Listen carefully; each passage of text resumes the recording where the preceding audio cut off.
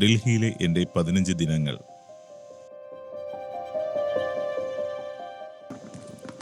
കുത്തബ് മിനാർ.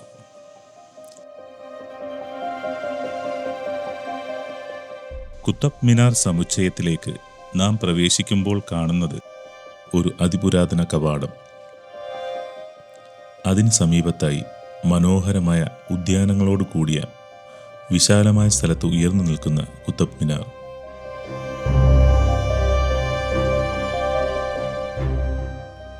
ഡൽഹിയുടെ ഹൃദയഭാഗത്തായി ഏകദേശം 800 വർഷത്തോളമായി ചരിത്രത്തിൻ്റെ ഭാഗമായി നിലകൊള്ളുന്ന കുത്തബ് മിനാർ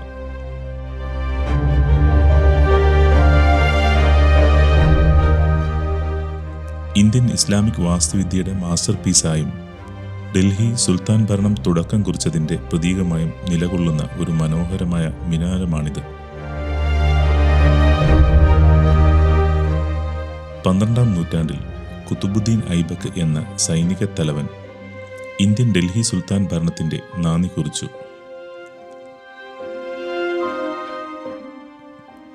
നന്നേ ചെറുപ്പത്തിൽ തന്നെ തുർക്കിമിനിസ്ഥാനിലെ അടിമ വംശമായ മംലൂക്ക് വംശത്തിലേക്ക് അഥവാ സൈനിക സേവനത്തിനും മറ്റും ഉപയോഗിക്കപ്പെടുന്ന അടിമകളായ സൈന്യത്തിലേക്ക് വിൽക്കപ്പെട്ട അദ്ദേഹം കുതിര ഓട്ടത്തിലും അമ്പെയ്ത്തിലും വളരെ പ്രാഗൽഭ്യം തെളിയിച്ചിരുന്നു.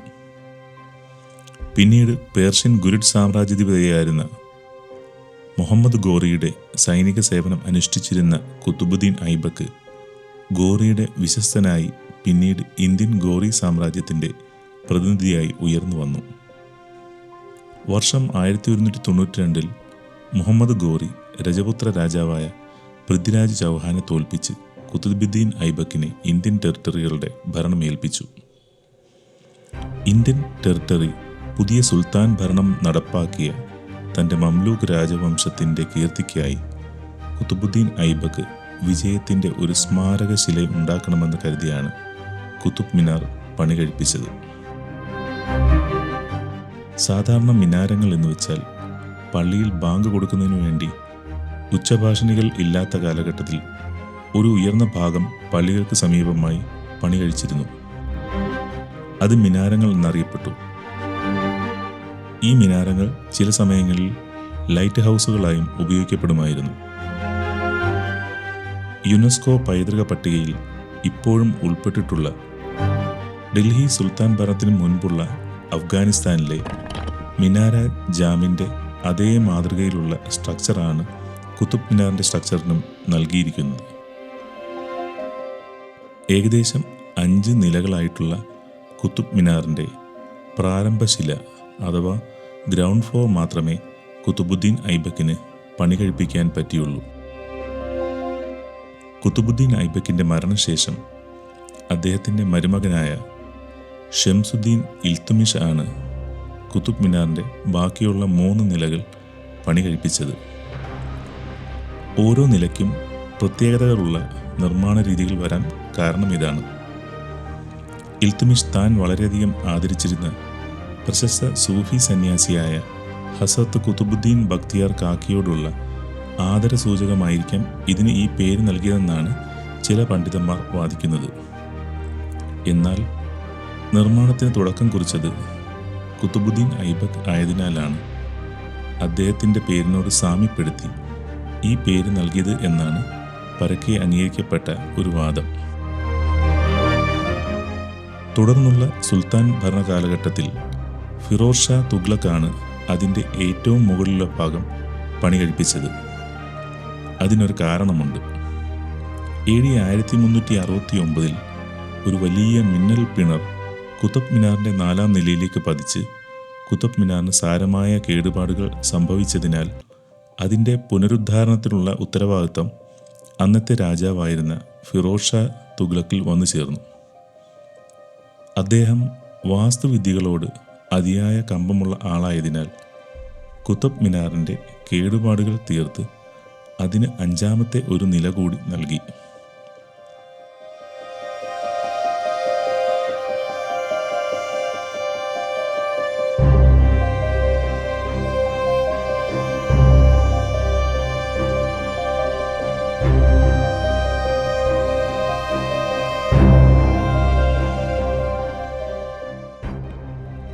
72.5 മീറ്റർ ഉയരമുള്ള കുത്തബ് മിനാറിന് 399 ചവിട്ടുപടികൾ ഉണ്ട്. കുത്തബ് മിനാർ പ്രധാനമായും ഉണ്ടാക്കിയിരിക്കുന്നത് ചുവന്ന മൺകല്ലുകൾ കൊണ്ടാണ്. കൂടാതെ മാർബിളും ഉപയോഗിച്ചിട്ടുണ്ട്. ജാമിതീയ നിർമ്മിതികൾ ഉള്ളടക്കം ചെയ്തിരിക്കുന്ന ഇവയിൽ ഖുർആനിൻ്റെ ലിഖിതങ്ങളും ആലേഖനം ചെയ്തിട്ടുണ്ട്.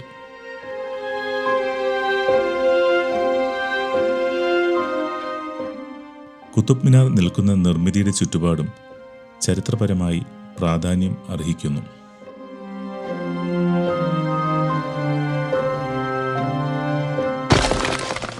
കൂവത്തുൽ ഇസ്ലാം മസ്ജിദ്. കുത്തുബ് മിനാറിൻ്റെ വടക്ക് കിഴക്ക് ഭാഗത്തായി തുറന്ന അവശിഷ്ടങ്ങളായി കാണുന്നതാണ് കൂവത്തുൽ ഇസ്ലാം മസ്ജിദ്.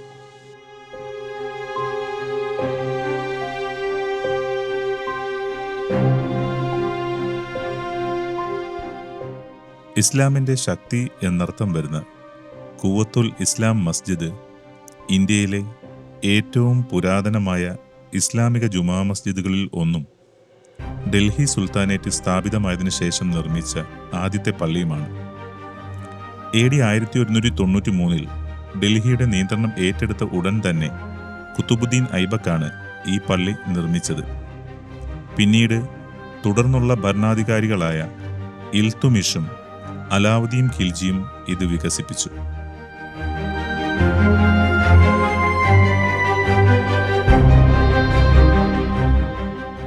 കൂവത്തുൽ ഇസ്ലാം മസ്ജിദ് പ്രസിദ്ധമാണ്.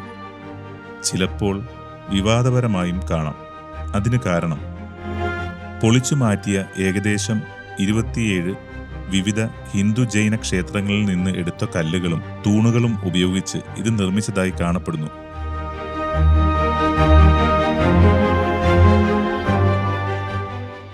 പല തൂണുകളിലും ഇപ്പോഴും മണികൾ, പൂക്കൾ, മൃഗങ്ങൾ, ദേവതകൾ മുതലായവയുടെ കൊത്തുപണികൾ കാണാം.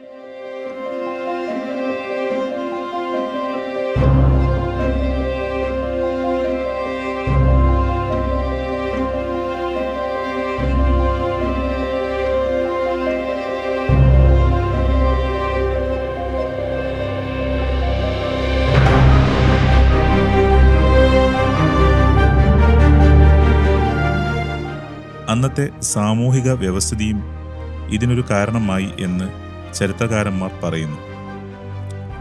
രജപുത്ര പ്രഭുക്കളായിരുന്നു ആ കാലഘട്ടത്തിലെ ഭരണവ്യവസ്ഥയെ നിയന്ത്രിച്ചിരുന്നത്.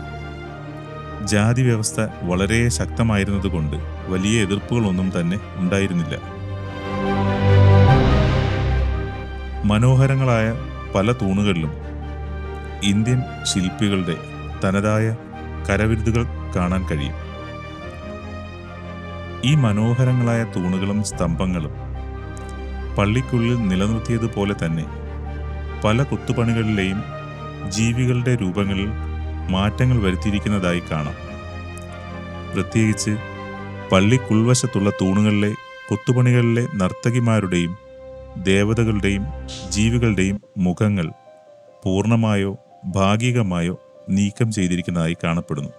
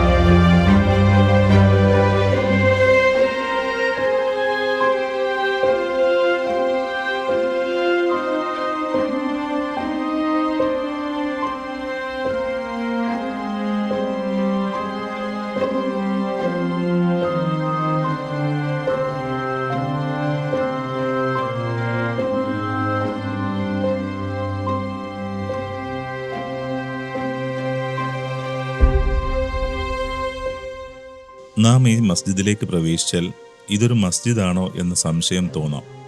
കാരണം ഇന്ന് അതൊരു പൂർണ്ണമായ കെട്ടിടമല്ല, തൂണുകളും വളവുകളും മാത്രം ശേഷിച്ച അവശിഷ്ടങ്ങളാണ്.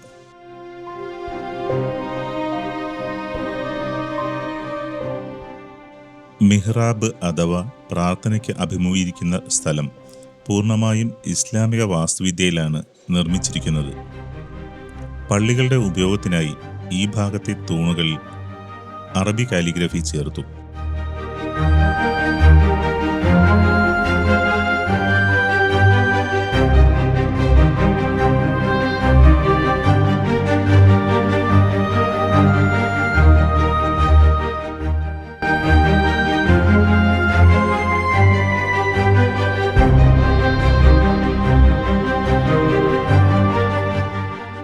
ഖുവത്തുൽ ഇസ്ലാം മസ്ജിദിന്റെ ഈ ഭാഗം 1230 ഇൽത്തുമിഷ് പള്ളിയുടെ യഥാർത്ഥ ഘടനയിൽ നിന്നും പുറത്തേക്ക് വികസിപ്പിച്ചു.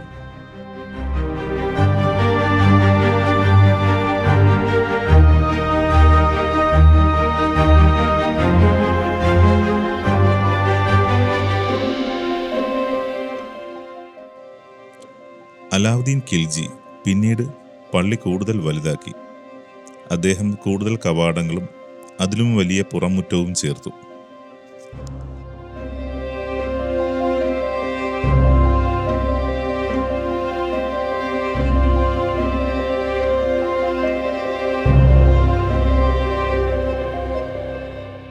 ഈ സംയോജിത നിർമ്മിതി പള്ളിയെ ഹിന്ദു കരകൗശല വൈദഗ്ധ്യത്തിൻ്റെയും ആദ്യകാല ഇസ്ലാമിക വാസ്തുവിദ്യയുടെയും അപൂർവ മിശ്രിതമാക്കി മാറ്റുന്നു.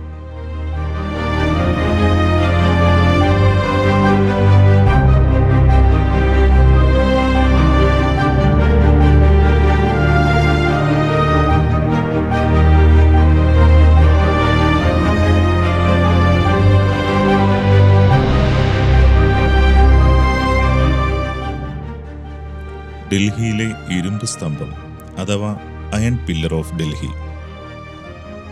ഖുവത്തുൽ ഇസ്ലാം മസ്ജിദ് പ്രദേശത്ത് കൂടി നടക്കുമ്പോൾ അതിൽ ഏകദേശം നടുവിലായി ഉയർന്ന ഒരു ഇരുമ്പ് തൂണ് നമ്മുടെ ശ്രദ്ധയിൽപ്പെടും. ഇതാണ് ഡൽഹിയിലെ ഇരുമ്പ് സ്തംഭം അഥവാ iron pillar of Delhi. 7.21 metre ഉയരവും ഏകദേശം 6 ടൺ ഭാരവുമുള്ള സംശുദ്ധമായ ഇരുമ്പുകൊണ്ട് നിർമ്മിച്ചിട്ടുള്ള ഈ ഇരുമ്പ് തൂണിൻ്റെ 96 സെന്റിമീറ്റർ ഭാഗം ഭൂമിക്കടിയിലാണ് ഉള്ളത്.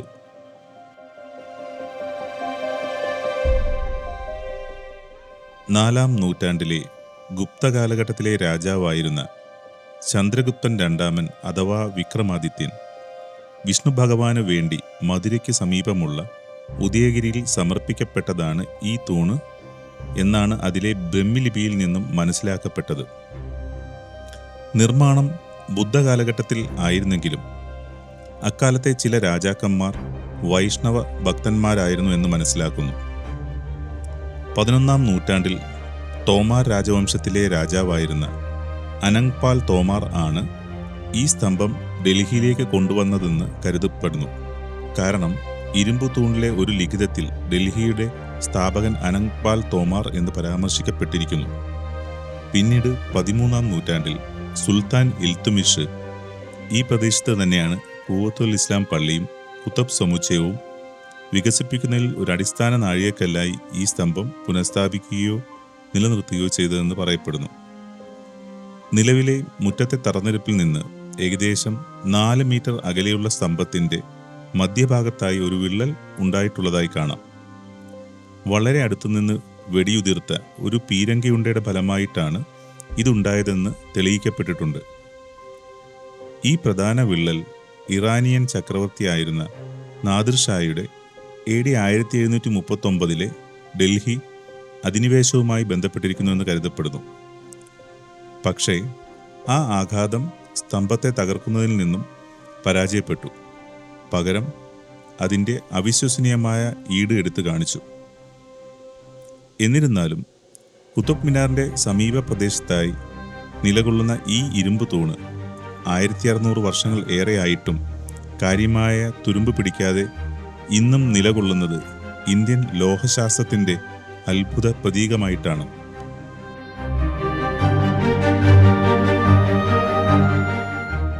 അലൈ ദർവാസ. കുത്തബ് സമുച്ചയത്തിനുള്ളിലെ ഏറ്റവും പ്രധാനപ്പെട്ട നിർമ്മിതികളിൽ ഒന്നാണ് അലൈ ദർവാസ. അതിനു പിന്നിൽ ആകർഷകമായ ഒരു കഥയുണ്ട്. ഡൽഹി സുൽത്താനേറ്റിലെ ഏറ്റവും ശക്തരായ ഭരണാധികാരികളിൽ ഒരാളായ സുൽത്താൻ അലാവുദ്ദീൻ ഖിൽജി AD 1311 നിർമ്മിച്ചതാണ് ഇത്. അലാവുദ്ദീൻ ഖിൽജിക്ക് വലിയൊരു സ്വപ്നമുണ്ടായിരുന്നു. കുതുബ് സമുച്ചയം വികസിപ്പിക്കാനും അലൈ മിനാർ എന്ന കുതുബ് മിനാറിനേക്കാൾ വലിപ്പമേറിയ രണ്ടാമത്തെ മിനാർ നിർമ്മിക്കാനും അദ്ദേഹം ആഗ്രഹിച്ചു.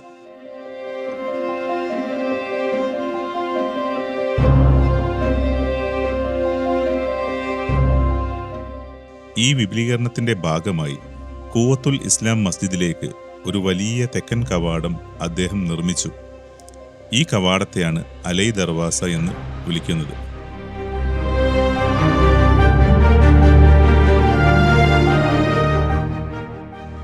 ഈ ഭാഗം തെക്കുവശത്ത് നിന്നും സുൽത്താനും അദ്ദേഹത്തിന്റെ പരിവാരങ്ങൾക്കും പള്ളിയിലേക്കുള്ള ആചാരപരമായ പ്രവേശന കവാടമായി പ്രവർത്തിച്ചു.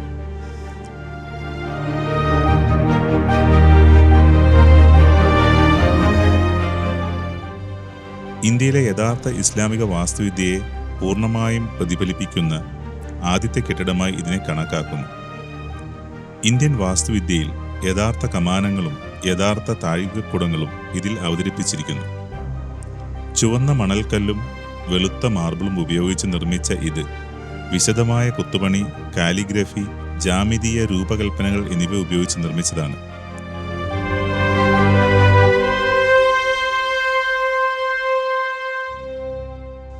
ഖിൽജി കാലഘട്ടത്തിലെ കരകൗശല വിദഗ്ധർ എത്രത്തോളം പുരോഗമിച്ചിരുന്നു എന്നത് ഇവിടുത്തെ മികച്ച നിർമ്മിതി കാണുമ്പോൾ നമുക്ക് മനസ്സിലാക്കാൻ കഴിയും.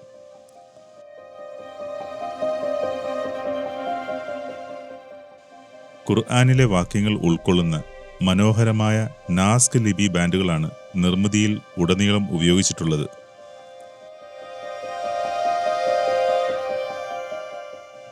ഈ നിർമ്മിതി ഇന്ത്യയിലെ ഇന്തോ ഇസ്ലാമിക് വാസ്തുവിദ്യാ ശൈലിയുടെ തുടക്കം കുറിക്കുന്ന മാതൃകയാണ്.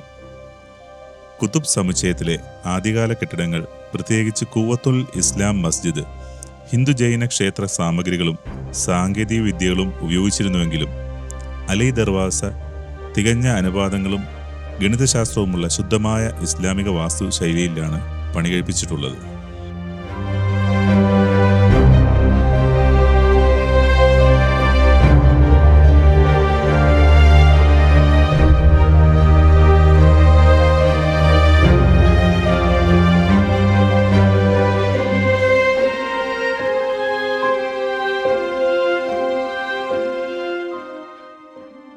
ഇമാം ജമീൻ സ്മാരകം, ടോംബ് ഓഫ് ഇമാം ജമീൻ. തിരക്കേറിയ കുതുബ് സമുച്ചയത്തിനുള്ളിൽ മറഞ്ഞിരിക്കുന്ന ഒരു ചെറുതും എന്നാൽ മനോഹരമായി നിർമ്മിച്ചതുമായ ഒരു സ്മാരകമുണ്ട്. കൂവത്തുൽ ഇസ്ലാം പള്ളിക്ക് സമീപമുള്ള അലൈ ദർവാസയ്ക്ക് സമീപമാണ് ഇത് സ്ഥിതി ചെയ്യുന്നത്. ചരിത്ര സ്ഥലത്തിനുള്ളിലെ ശാന്തമായ ഒരു ആത്മീയ മൂല പോലെ. പല സന്ദർശകരും അധികം ശ്രദ്ധിക്കാത്ത ഈ സ്മാരകമാണ് ഇമാം ജമീന്റെ ഖബർസ്ഥാൻ. എന്നിരുന്നാലും ഈ സ്മാരകം സമാധാനപരവും അർത്ഥവത്തായതുമായ ഒരു ചരിത്രം വഹിക്കുന്നു. സുൽത്താൻ സിക്കന്ദർ ലോധിയുടെ ഭരണകാലത്ത് 15-ാം നൂറ്റാണ്ടിൻ്റെ അവസാനത്തിലും അല്ലെങ്കിൽ 16-ാം നൂറ്റാണ്ടിൻ്റെ തുടക്കത്തിലുമായി ഇന്ത്യയിലേക്ക് വന്ന തുർക്കിസ്ഥാനിൽ നിന്നുള്ള ഒരു സൂഫി സന്യാസിയായിരുന്നു ഇമാം ജമീൻ. അദ്ദേഹത്തിൻ്റെ യഥാർത്ഥ പേര് മുഹമ്മദ് അലി എന്നായിരുന്നു. വിശുദ്ധനായ സംരക്ഷകൻ എന്നാണ് ഇമാം ജമീൻ എന്ന അദ്ദേഹത്തിൻ്റെ പേരിൻ്റെ അർത്ഥം. ഇമാം ജമീൻ സയ്യിദ് അഥവാ പ്രവാചകൻ മുഹമ്മദ് നബിയുടെ വംശപരമ്പരയിൽപ്പെട്ട ആളായിരുന്നു എന്ന് പറയപ്പെടുന്നു. അതോടൊപ്പം ചിശ്തി സൂഫി ആദർശധാര പിന്തുടരുന്ന ആളായിരുന്നു. കൂവത്തുൽ ഇസ്ലാം മസ്ജിദുമായി ബന്ധപ്പെട്ട ചില ചുമതലകൾ അദ്ദേഹത്തിന് നൽകപ്പെട്ടിരുന്നു. കുതുബ് മിനാറിന് സമീപം സ്ഥിരതാമസമാക്കിയ അദ്ദേഹം ആ പ്രദേശത്തെ ഒരു ആദരണീയനായ മതവ്യക്തിത്വമായി മാറി. എന്നാൽ ഈ കല്ലറ സ്മാരകത്തെ സവിശേഷമാക്കുന്നത് ഇമാം ജമീൻ തന്നെ തൻ്റെ ജീവിതകാലത്ത് ഇത് നിർമ്മിച്ചു എന്നതാണ്. 1538 AD ഹുമയൂണിൻ്റെ ഭരണകാലത്ത് അദ്ദേഹത്തിൻ്റെ ഈ കല്ലറ കുടീരം പൂർത്തിയായി. കുറച്ചു വർഷങ്ങൾക്ക് ശേഷം ഇമാം ജമീൻ അന്തരിച്ചു. അദ്ദേഹത്തിൻ്റെ ആഗ്രഹപ്രകാരം അതേ ഘടനയ്ക്കുള്ളിൽ തന്നെ അദ്ദേഹത്തെ അടക്കം ചെയ്തു. ഈ ഘടന മുഗൾ ഭരണകാലത്ത് ആണ് നിർമ്മിക്കപ്പെട്ടതെങ്കിലും ലോധി ഭരണകാലഘട്ടത്തിലെ നിർമ്മാണ മാതൃകയിലാണ് പണിഞ്ഞിരിക്കുന്നതെന്നത് വളരെ കൗതുകകരമാണ്. 24 ചതുരശ്ര അടി വിസ്തീർണമുള്ള ഈ സ്മാരകം അഷ്ടഭുജാകൃതിയിലുള്ള ഡ്രമ്മിൽ നിന്ന് ഉയരുന്ന ഒരു താഴികക്കുടത്താൽ ചുറ്റപ്പെട്ടിരിക്കുന്നു. ഉള്ളിൽ ഖുർആൻ വാക്യങ്ങളും മറ്റ് ആലേഖനങ്ങളും കാണാൻ കഴിയും.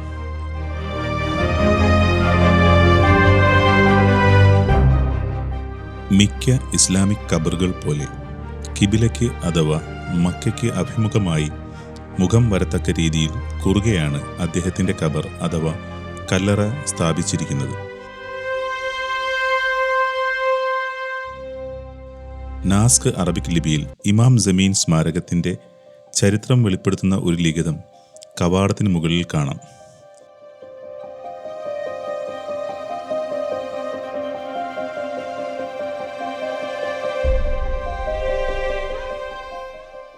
ഇമാം ജമീൻ സ്മാരകത്തിന് വെളിയിലായും ഇതുവരെ മനസ്സിലാക്കാൻ കഴിയാത്ത ചില ഖബറുകൾ നമുക്ക് കാണാൻ കഴിയും.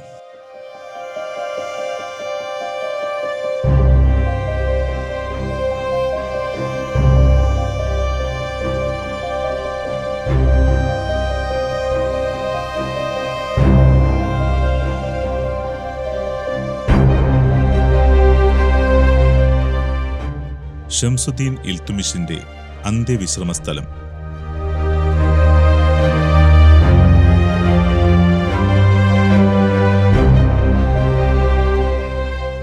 കുത്തുബ് സമുച്ചയത്തിനുള്ളിൽ ഏറ്റവും പ്രധാനപ്പെട്ട ആദ്യകാല സുൽത്താനേറ്റ് സ്മാരകങ്ങളിലൊന്നാണ് മംലൂക്ക് രാജവംശത്തിലെ രണ്ടാമത്തെ ഭരണാധികാരിയും ഡൽഹി സുൽത്താനേറ്റിന്റെ യഥാർത്ഥ ഏകാധിപതിയുമായ ഷംസുദ്ദീൻ ഇൽത്തുമിഷിന്റെ അന്ത്യവിശ്രമ സ്ഥലം.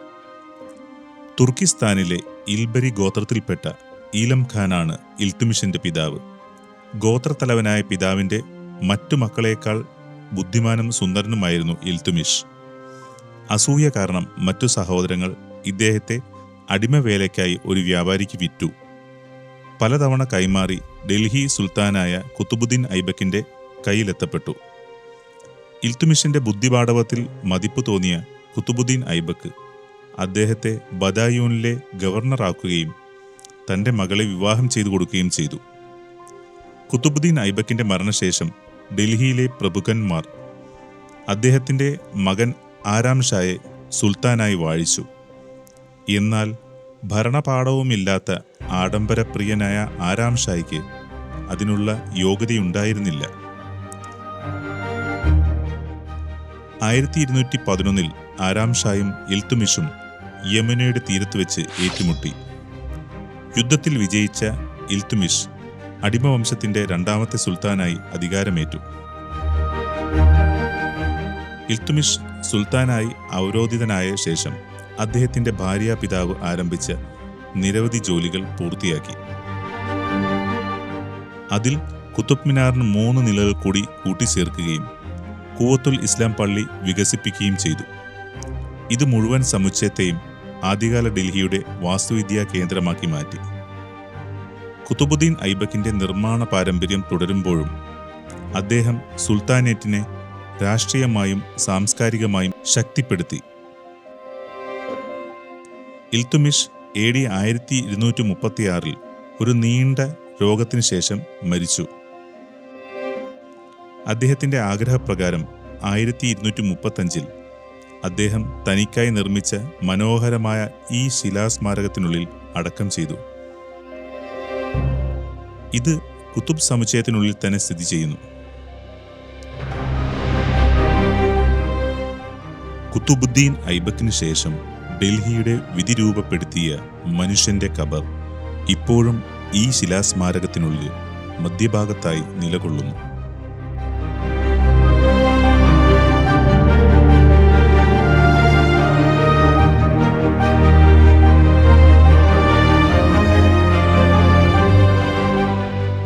അലൈ മിനാറിന്റെ കഥ. അലാവുദ്ദീൻ ഖിൽജിയുടെ പൂർത്തിയാകാത്ത സ്വപ്നം. കുതുബ് സമുച്ചയത്തിനുള്ളിൽ ഒരു വലിയ വൃത്താകൃതിയിലുള്ള അവശിഷ്ട കുന്ന് അല്ലെങ്കിൽ അവശിഷ്ട കൂന കാണാം. തികച്ചും അസാധാരണമായി കാണപ്പെടുന്നതും പൂർത്തിയാകാത്ത ഒരു സ്വപ്നത്തിന്റെ സ്മാരകമായ അലൈ മിനാർ. ഡൽഹി സുൽത്താനേറ്റിലെ ഏറ്റവും ശക്തരായ ഭരണാധികാരികളിൽ ഒരാളായ അലാവുദ്ദീൻ ഖിൽജിയിൽ നിന്നാണ് ഈ കഥ ആരംഭിക്കുന്നത്.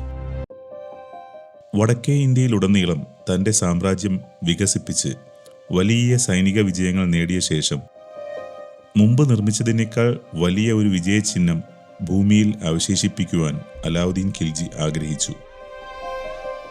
കുതുബ് മിനാറിൽ അദ്ദേഹത്തിന് പ്രത്യേക താല്പര്യമുണ്ടായിരുന്നു. അങ്ങനെ അദ്ദേഹം പ്രഖ്യാപിച്ചു, കുതുബ് മിനാറിന്റെ ഇരട്ടി ഉയരവും ഗംഭീരവുമായ ഒരു ഗോപുരം ഞാൻ നിർമ്മിക്കും. ഈ മഹത്തായ ആശയത്തെ പിന്തുണയ്ക്കുന്നതിനായി അദ്ദേഹം ആദ്യം തന്നെ തൊട്ടടുത്ത ഖുവത്തുൽ ഇസ്ലാം പള്ളി വികസിപ്പിച്ചു.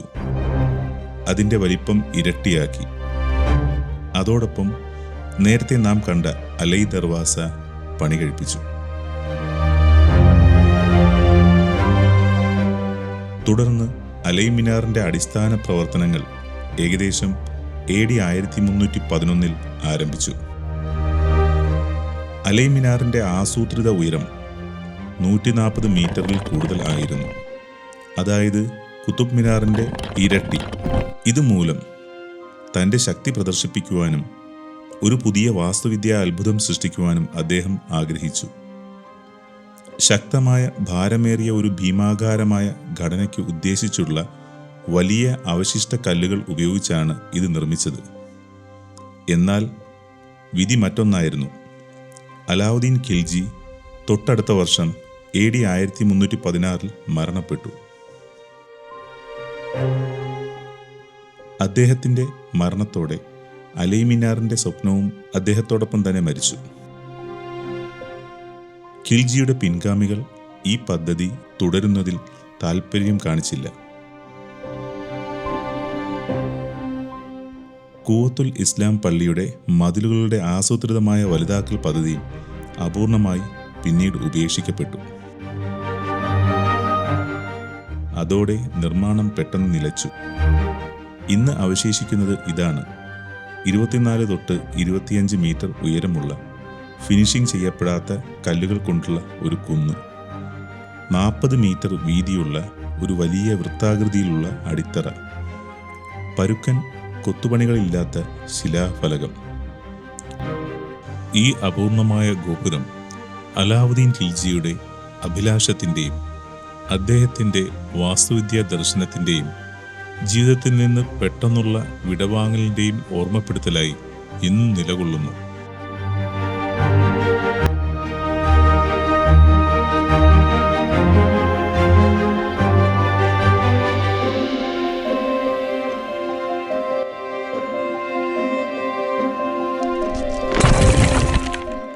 ഖിൽജി മദ്രസയും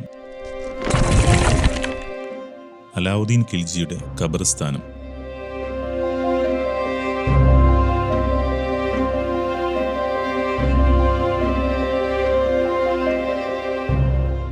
കുതുബ് സമുച്ചയത്തിനുള്ളിൽ ഡൽഹി സുൽത്താനേറ്റിലെ ഏറ്റവും ശക്തരായ ഭരണാധികാരികളിൽ ഒരാളായ അലാവുദ്ദീൻ ഖിൽജിയുടെ അന്ത്യവിശ്രമ സ്ഥലമെന്ന് കരുതപ്പെടുന്ന സ്ഥലവും മദ്രസയും നിലകൊള്ളുന്നു.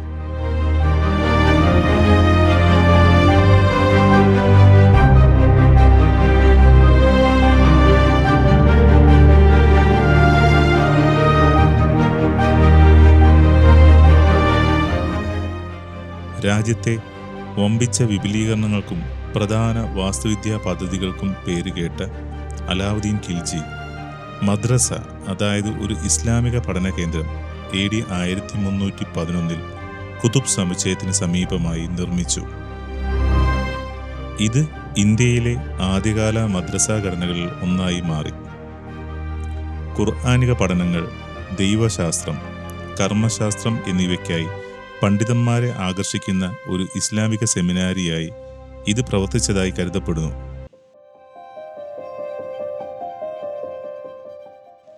നൂറ്റാണ്ടുകളായി കേടുപാടുകൾ സംഭവിച്ചിട്ടുണ്ടെങ്കിലും മദ്രസാ സമുച്ചയം ഇപ്പോഴും അതിൻ്റെ യഥാർത്ഥ രൂപരേഖ കാണിക്കുന്നു.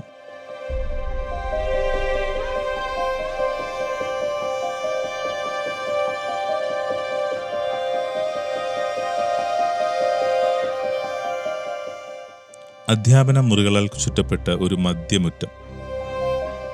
തെക്ക് പടിഞ്ഞാറേ മൂലയിൽ സുൽത്താൻ അലാവുദ്ദീൻ ഖിൽജിയുടേതെന്ന് കരുതപ്പെടുന്ന ലളിതവും മേൽക്കൂരയില്ലാത്തതുമായ അന്ത്യവിശ്രമ സ്ഥലവും നമുക്ക് കാണാൻ കഴിയും. പിൽക്കാല മുഗളന്മാരെ പോലെ ഇതൊരു വലിയ കല്ലറ കുടീരമായിട്ടല്ല കാണപ്പെടുന്നത്. അതിന് കാരണം മുൻകാല ഭരണാധികാരികളോ പിന്നീടുള്ള ഭരണാധികാരികളോ ചെയ്തതുപോലെ സൂഫി സന്യാസിമാരെയോ മതപുരോഹിതരെയോ അദ്ദേഹം അന്ധമായി പിന്തുണച്ചിരുന്നില്ല.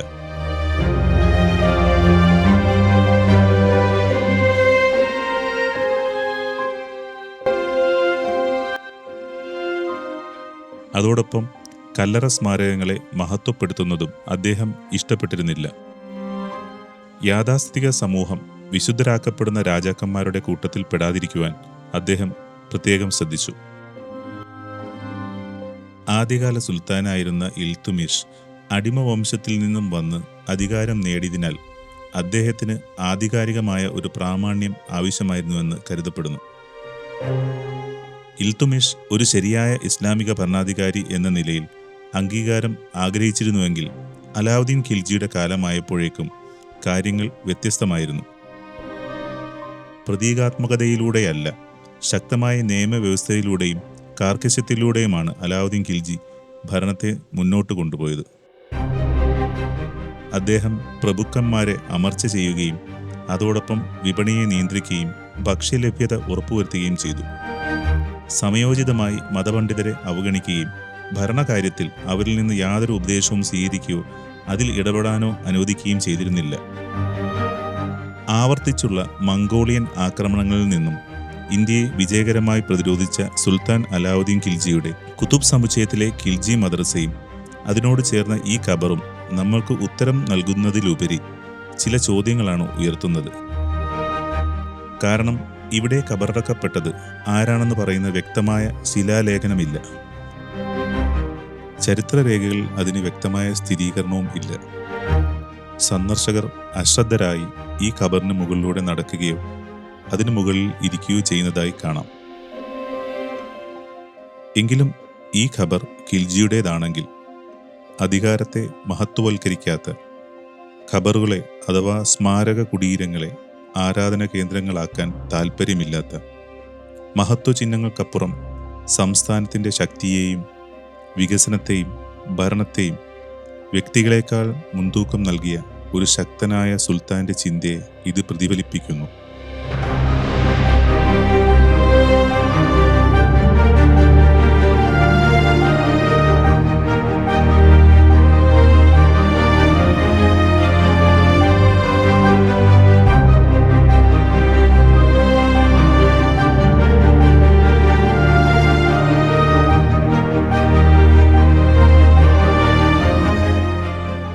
സാൻഡേഴ്സിന്റെ സൺഡയൽ. കുതുബ് സമുച്ചയ പ്രദേശത്ത് വെളുത്ത മാർബിളിൽ നിർമ്മിച്ച ഒരു ചെറിയ മനോഹര സ്മാരകമായ സൺഡയൽ കാണാം. ഇത് സൗരസമയം സൂചിപ്പിക്കുന്നതിന് ഒരു റഫറൻസ് സ്കെയിലായി പണ്ട് ഉപയോഗിക്കപ്പെട്ടിരുന്നു. ബ്രിട്ടീഷ് ഭരണകാലത്ത് ആർക്കിയോളജിക്കൽ സർവേ ഓഫ് ഇന്ത്യയിൽ ജോലിക്കായി നിയമിച്ചിരുന്ന ഗാർഡോൺ സാൻഡേഴ്സൺ കുതുബ് സമുച്ചയത്തിൽ വിപുലമായ ഖനനങ്ങൾ നടത്തുകയും ഇവിടുത്തെ അറ്റകുറ്റപ്പണികളിലും സംരക്ഷണ പ്രവർത്തനങ്ങളിലും പങ്കാളിയാവുകയും ഡൽഹിയെക്കുറിച്ച് നിരവധി പുസ്തകങ്ങൾ രചിക്കുകയും ചെയ്തു. അവയിൽ പലതും ചരിത്രകാരന്മാർക്ക് സുപ്രധാനമായ റഫറൻസ് മെറ്റീരിയലുകളായി ഇന്നും തുടരുന്നു.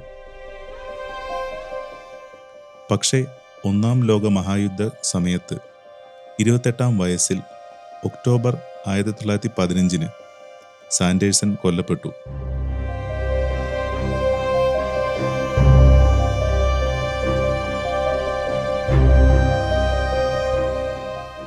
അദ്ദേഹത്തിൻ്റെ മരണത്തിന് 4 വർഷത്തിനു ശേഷം 1919 അദ്ദേഹം നൽകിയ സംഭാവനകളുടെ സ്മരണയ്ക്കായി കുതുബ് സമുച്ചയത്തിൽ സാൻഡേഴ്സന്റെ സൺഡയൽ ബ്രിട്ടീഷ് ഇന്ത്യ സ്ഥാപിച്ചു.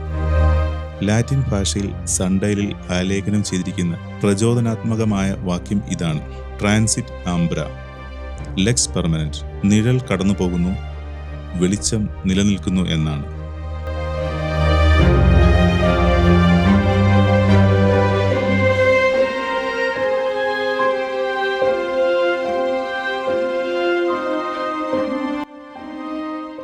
കുതുബ് മിനാർ പിൽക്കാല ചരിത്രം.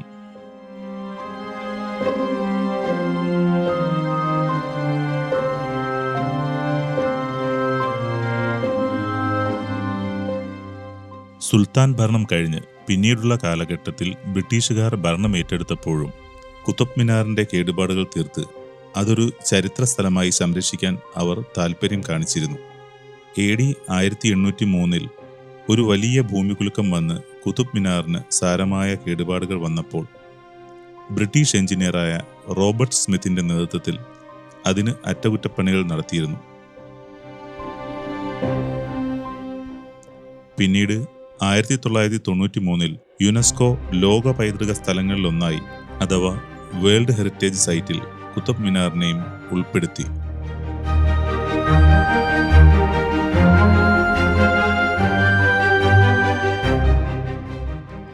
സ്മിത്തിന്റെ മണ്ടത്തരം അല്ലെങ്കിൽ സ്മിത്തിന്റെ ഫോളി കപ്പോള. ബ്രിട്ടീഷ് കാലഘട്ടത്തിൽ കുതുബ് മിനാറിൽ നടന്ന ഒരു ഹ്രസ്വകാല പുനരുദ്ധാരണ പാളിച്ചയ്ക്ക് നൽകിയ വിളിപ്പേരാണ് സ്മിത്തിന്റെ വിഡ്ഢിത്തം അഥവാ സ്മിത്സ് ഫോളി. മുൻകാലത്തിൽ കുതുബ് മിനാറിൽ മിന്നലേറ്റ തകരാറുകൾ പരിഹരിച്ച ഫിറോസ് ഷാ നടത്തിയ അറ്റകുറ്റപ്പണികൾക്ക് ശേഷം വീണ്ടും ബ്രിട്ടീഷ് ഭരണകാലത്ത് ഒരു ഭൂകമ്പം കുതുബ് മിനാറിന്റെ ഏറ്റവും മുകൾ ഭാഗത്തിന് കേടുപാടുകൾ വരുത്തി. അതിനെ തുടർന്ന് റോബർട്ട് സ്മിത്ത് എന്ന ബ്രിട്ടീഷ് എഞ്ചിനീയറെ അത് നന്നാക്കാൻ ഏൽപ്പിച്ചു. തകരാർ പറ്റിയ യഥാർത്ഥ രൂപകൽപ്പന അറ്റകുറ്റപ്പണികൾ തീർത്ത് പുനഃസ്ഥാപിക്കുന്നതിന് പകരം മുകളിൽ ഒരു വലിയ വൃത്താകൃതിയിലുള്ള ബംഗാളി രീതിയിലുള്ള താഴികക്കുടം അദ്ദേഹം ചേർത്തു. കുതുബ് മിനാറിന്റെ ഇന്തോ ഇസ്ലാമിക് വാസ്തുശൈലിയുമായി പൂർണ്ണമായും പൊരുത്തപ്പെടുന്നതായിരുന്നില്ല അത്. മധ്യകാല ഗോപുരത്തിൽ വെച്ചിരിക്കുന്ന തൊപ്പി പോലെ അദ്ദേഹം നിർമ്മിച്ച താഴികക്കുടം വളരെ വിചിത്രമായി കാണപ്പെട്ടു. നാട്ടുകാരും പണ്ഡിതന്മാരും അതിനെ വെറുത്തു. വിമർശനം വളരെ ശക്തമായിരുന്നതിനാൽ ഘടനയ്ക്ക് സ്മിത്തിന്റെ വിഡ്ഢിത്തം എന്ന പരിഹാസനാമം ലഭിച്ചു.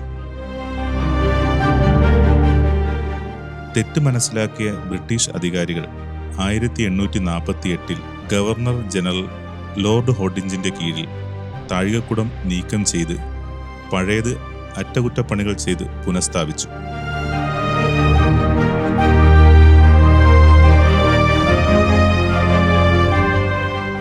പൊളിച്ചുമാറ്റിയ താഴികക്കുടം സമീപത്തുള്ള നിലത്ത് സ്ഥാപിച്ചു.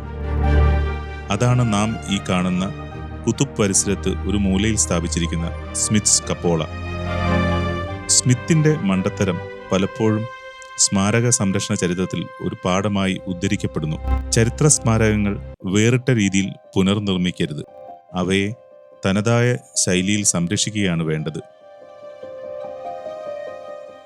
ഇന്ന് ആ വീണുപോയ താഴികക്കുടം കൊളോണിയൽ കാലഘട്ടത്തിലെ പരീക്ഷണങ്ങളുടെയും യഥാർത്ഥ വാസ്തുവിദ്യയെ ബഹുമാനിക്കുന്നതിൻ്റെ പ്രാധാന്യത്തിൻ്റെയും കഥ നിശബ്ദമായി പറയുന്നു.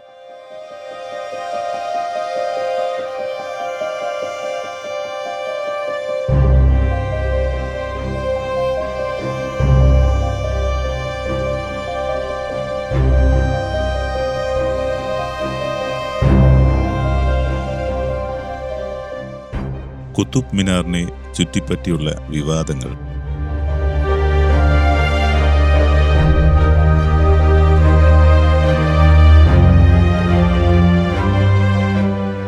കുതുബ് മിനാറിനെ ചുറ്റിപ്പറ്റി ധാരാളം വിവാദങ്ങളും അടുത്തായി ഉണ്ടായിട്ടുണ്ട്. അതിലൊന്ന് കുത്തബ് മിനാറിന്റെ മുൻപിലായി യജ്ഞം നടത്തണമെന്നും അതിനെ ശുദ്ധീകരിക്കണമെന്നും കുത്തബ് മിനാർ വിഷ്ണു സ്തംഭം അല്ലെങ്കിൽ സൂര്യസ്തംഭമായി മാറ്റണമെന്നും വാദിച്ചുകൊണ്ടിരിക്കുന്നു.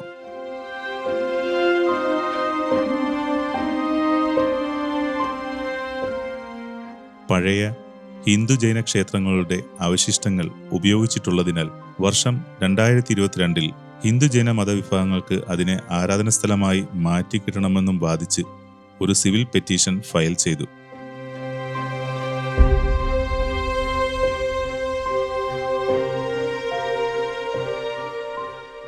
അതിന് മറുപടിയായി സംരക്ഷിത പുരാതന സ്മാരകങ്ങൾ ഒരു വിഭാഗത്തിനും ആരാധനാലയങ്ങളായി പുനർനിർണയിച്ചു തരികയില്ലെന്നും ആർക്കിയോളജിക്കൽ സർവേ ഓഫ് ഇന്ത്യ സമർത്ഥിച്ചു.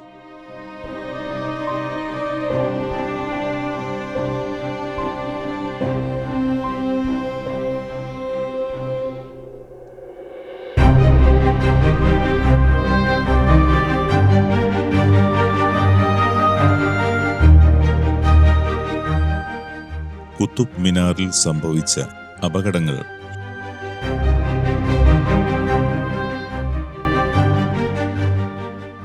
1981 മുൻപ് പൊതുജനങ്ങൾക്ക് കുത്തബ് മിനാറിന്റെ അകത്തുള്ള സ്റ്റെയർകേസുകൾ വഴി 1-ാം നിലയിലേക്ക് പ്രവേശിക്കുവാൻ കഴിയുമായിരുന്നു.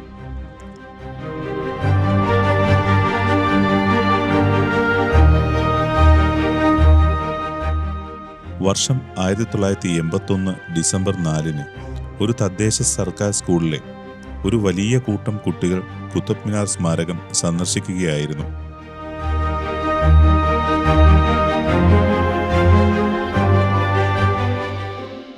വൈദ്യുതി തകരാറിനെ തുടർന്ന് കുത്തബ് മിനാറിന്റെ ഉൾവശത്തെ ലൈറ്റ് കത്താതെയായി. അതിലെ സർപ്പിൾ ആകൃതിയിലുള്ള സ്റ്റെയർകേസ് പൂർണ്ണമായും ഇരുട്ടിലേക്ക് മുങ്ങി. ഇത് ഒരു വലിയ പരിഭ്രാന്തിക്കിടയാക്കി. വീതി കുറഞ്ഞതും ഇടുങ്ങിയതുമായ പടികൾ പെട്ടെന്ന് ഇറങ്ങുന്നതിലുള്ള തിക്കിലും തിരക്കിലും പെട്ട് 45 പേർ മരണപ്പെട്ടു. അതിൽ ഭൂരിഭാഗവും സ്കൂൾ കുട്ടികളായിരുന്നു.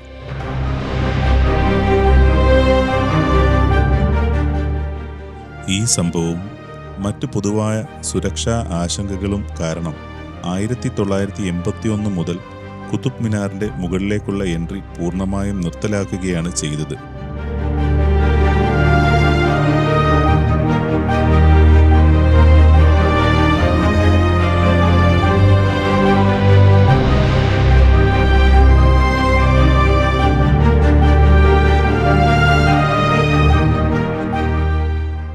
കുത്തബ് മിനാർ ചരിത്ര കാലഘട്ടത്തിലെ ഭൂമികുലുക്കത്തെയും ഇടിമിന്നലിനെയും മറ്റൊരുപാട് രാജവംശങ്ങളെയും വിവാദങ്ങളെയും അതിജീവിച്ചുകൊണ്ട് ഇന്നും നിലകൊള്ളുന്നത് പഴയകാല പ്രൗഢ ഡൽഹിയുടെ സമയപ്രതീകമായിട്ടാണ്.